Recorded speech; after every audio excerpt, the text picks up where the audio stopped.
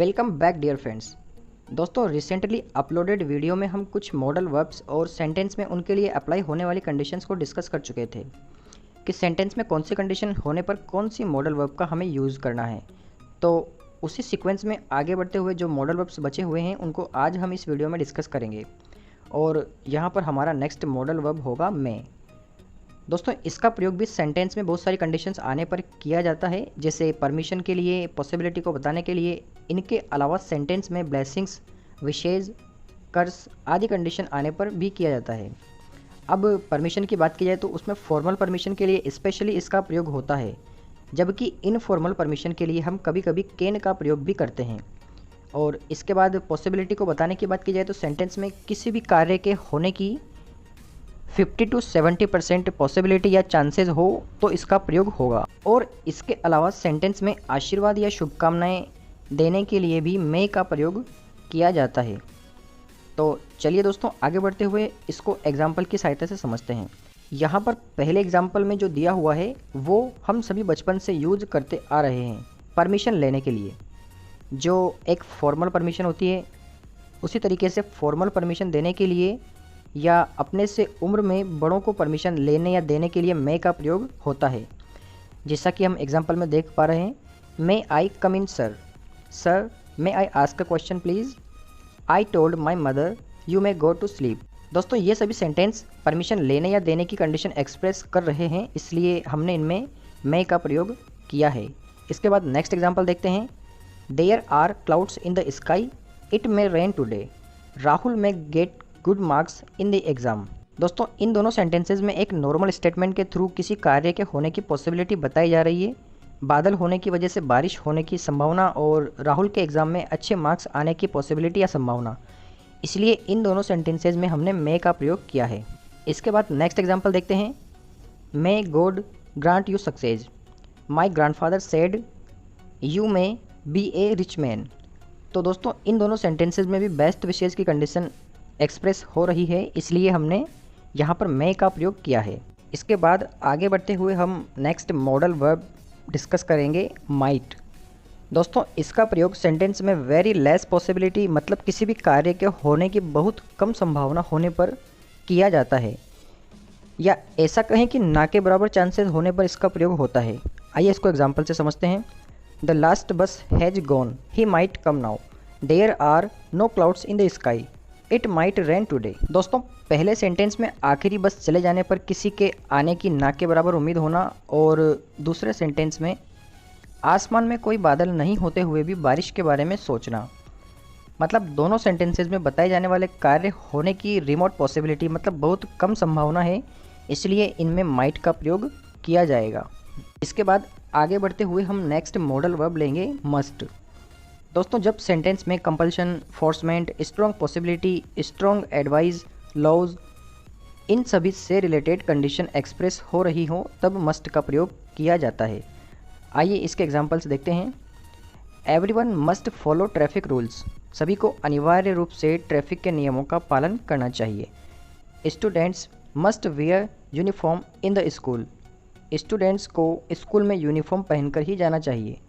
दोस्तों, इन दोनों सेंटेंसेज में कंपल्शन मतलब ना चाहते हुए भी किसी कार्य के करने की कंडीशन एक्सप्रेस होने की वजह से मस्ट का प्रयोग हुआ है। You must not park your vehicle here.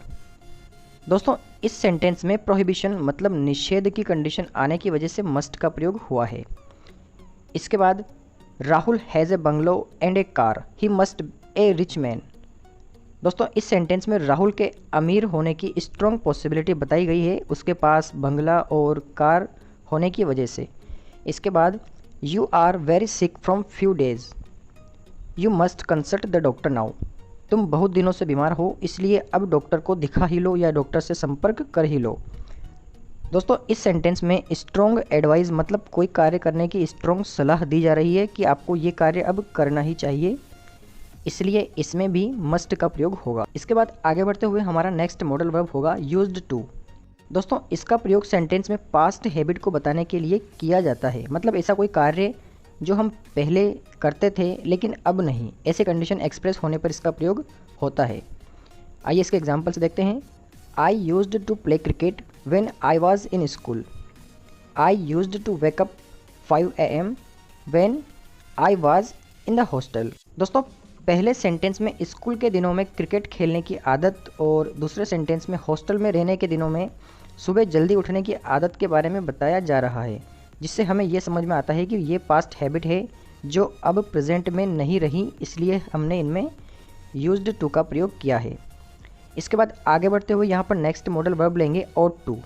इसका प्रयोग सेंटेंस में मोरल ऑब्लिगेशन के एक्सप्रेस होने पर किया जाता है, मतलब ऐसे कार्य जो नैतिकता या जिम्मेदारी वाले हों और साथ ही उनको करना कंपलसरी मतलब अनिवार्य हो। जैसे we ought to help our poor और वीक फ्रेंड्स, हमें हमारे गरीब और कमज़ोर दोस्तों की मदद करनी चाहिए। We ought to talk with decorum in school and class, हमें स्कूल और क्लास में सभी से तमीज़ से बात करनी चाहिए। दोस्तों ये ऐसे कार्य हैं जो नैतिकता भरे हैं और साथ में इनको करना भी ज़रूरी होता है, इसलिए इनमें आउट टू मॉडल वर्ब का प्रयोग होगा। इसके बाद आगे बढ़ते हुए हमारा नेक्स्ट मॉडल होगा नीड नॉट। दोस्तों जैसा कि इसके मीनिंग से ही हम समझ सकते हैं कि किसी सेंटेंस में कोई ऐसा कार्य बताया जाएगा जिसको करने की आवश्यकता ना हो, मतलब जब कोई कार्य करने की आवश्यकता ना हो वहाँ पर नीड नॉट का प्रयोग होगा, क्योंकि इसका हिंदी अर्थ भी कोई आवश्यकता नहीं ऐसा कुछ होता है। It is beautiful day I need not have brought this umbrella, कि आज बहुत अच्छा दिन है मतलब मौसम साफ़ है इसलिए मुझे ये अम्ब्रेला साथ में ले जाने की कोई आवश्यकता नहीं है।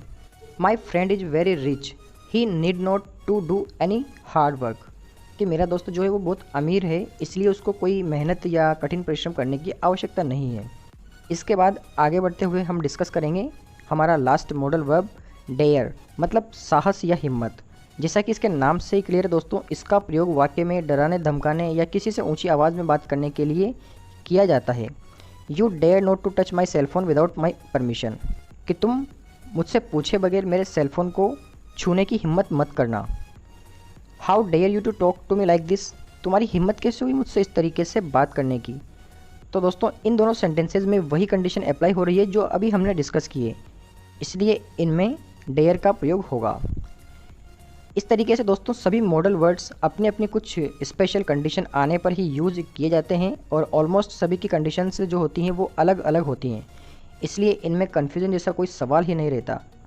तो यहाँ पर हमने सभी 13 मॉडल्स को उनकी कंडीशंस और एग्जांपल्स के थ्रू बहुत अच्छे से समझ लिया है। आपको आने वाले कॉम्पिटिटिव एग्जाम्स में इससे ज़रूर फ़ायदा मिलेगा। तो फिलहाल के लिए इस वीडियो में बस इतना ही, मिलते हैं नेक्स्ट वीडियो में किसी नए टॉपिक के साथ। Thank you so much for watching this video.